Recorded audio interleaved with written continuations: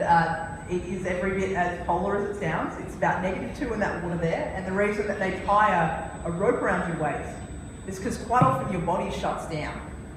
And it's not really a glamorous Baywatch rescue in Antarctica. No one really wants to dive in after you. So instead they pull you out like you're some kind of giant trawler fish.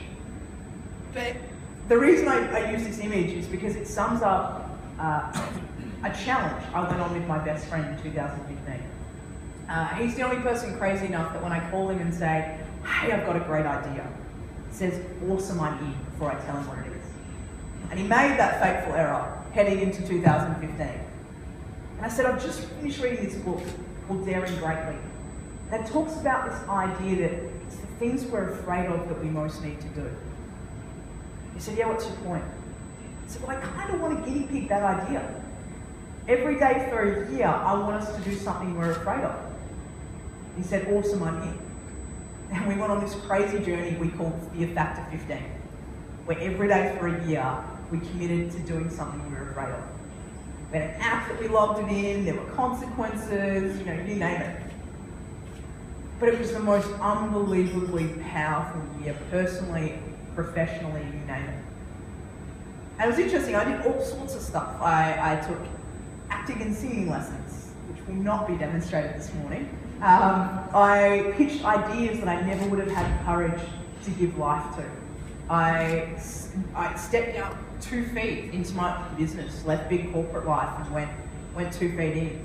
A whole raft of decisions over the course of the year that were big fear factor leaps, kind of like the one I've shown there.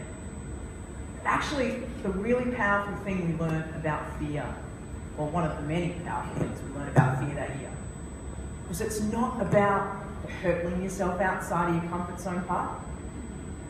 It's actually this piece around making the commitment to routinely take a step. Even if it's a baby step, even if it's once a month, once a quarter, you name it. The power of stepping outside of your comfort zone is your comfort zone expands. When you meet fear and you look it in the eye and you walk through it, the apocalypse doesn't happen. Your confidence grows. And it's not that you run out of things you're afraid of, they're continually there. It's that power that Mark Twain says in his quote, it's not the absence of fear, it's the mastery of it. That's key.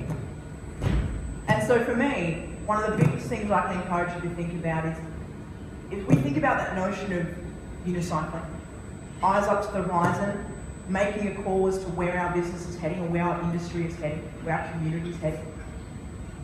What's your commitment in terms of the pedal look like? What's the way you're going to give license to a new idea? What are you going to try? What are you going to enable your team to do differently? How are you going to push yourself outside your comfort zone? Because the power of it is unbelievably extraordinary. In fact, so much so that we've committed to doing it all over again in 2016, and we're doing our 2nd year of fear. And one of my favourite things is when people let me know how they've taken on a fear. So if you choose to take the challenge on, even if you just do it once, please let me know how you go and the impact the experience had on you. Because it's just been an absolute game changer in every regard for us. One final